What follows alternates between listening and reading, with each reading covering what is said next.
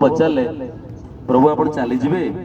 आप गलापर जगतर आपन को केमी प्राप्त हे आप तो चली जी द्वापर जो लीला सरीगला आप पलैबे वैकुंठ भगवान कहले उद्धव को कहले मु गलापर गोटे जिन मोर जी आश्रय नेला सी ही मत पाई से कौन से भागवत से कहते जाओ भागवत पढ़ वैष्णवर स्थाने एकांत आश्रय कर चैतन्य चरणे प्रति घरे घरे पढ़ भागवत गीता कथा नुह अन्यथा जेई भागवत पढ़े से जेई भागवत न माने से जवन सम तार शास्त्री छे पुणी जन्मे जन्मे जम से कृष्ण तुल्य भागवत विभु सर्वाशय प्रति शब्दे प्रति श्लोके नाना अर्थ हय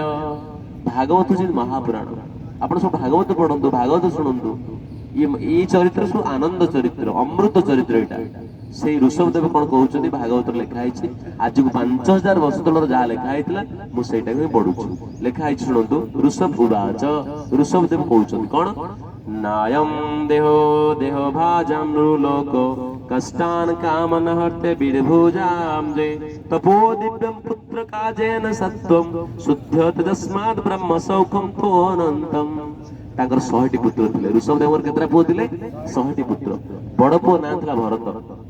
आउ 99 जन होचंती बहुत बड़ भक्त ए 100 जन पुओ को से बसैले पापा हिसाब रे कहले कहले पुत्र माने बस सब एठी पुओ माने बसिले आ 5 मिनिट बसे उठी पड़ेबा बसला परे भगवान ऋषभ देव कौन कहले शुणंतु कौन कहले भगवान ऋषभ देव तांकर पुत्र मानु कहले हे पुत्रगण ए जगतर देहधारी प्राणी मानक मध्य नर देह को लाभ करिकी दुखप्रद विषय भोग करिया उचित नुहे दुखप्रद माने कौन कहलो ए खाइबा पीबा सोइबाटा दुखर विषय आउ कौन एई प्रकार विषय भोग विस्ता भोजी कुकुर घुसुरी मध्य करूछि आहार निद्रा भय मैथुन सब करूछि नै कुकुर करूछि घुसुरी करूछि भगवत सेवा पर अपरागुट तपस्या करने उचित जेहेतु ता द्वारा अंतकरण शुद्ध हुए हृदय निर्मल हेले ब्रह्मा आनंद सुख लाभ हुए एवं ए ताहा अपार विषय भोग आदि शशिमन शुणु यही श्लोक रे ऋषभ देव पुत्र मान मानव जीवन उपर गुरुत्व दौरान मानव जीवन उपर देह भाग शब्द जड़ जड़ देहधारी जेकोसी प्राणी को बुझाए जो जीव मानव शरीर प्राप्त होइछि ताहार क्रिया इतर प्राणी क्रिया ठार भिन्न हेबा इतर माने की कहलो हमर जो माने छोट पशु पक्षी ये जो इतर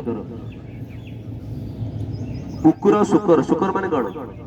घुसुरी कुकुर शुकर भली प्राणीगण विष्टा भोजन करी इंद्रिय उपभोग करुचंदी मानवगण सारा दिन कठिन परिश्रम करी राति रे भल खाई पी सोई यौन क्रिया करके इंद्रिय उपभोग करने चेष्टा करुची ता संगे संगे ठिकणा भाव आत्मरक्षा करने चेष्टा करुची किंतु यह मानव सभ्यता नुहे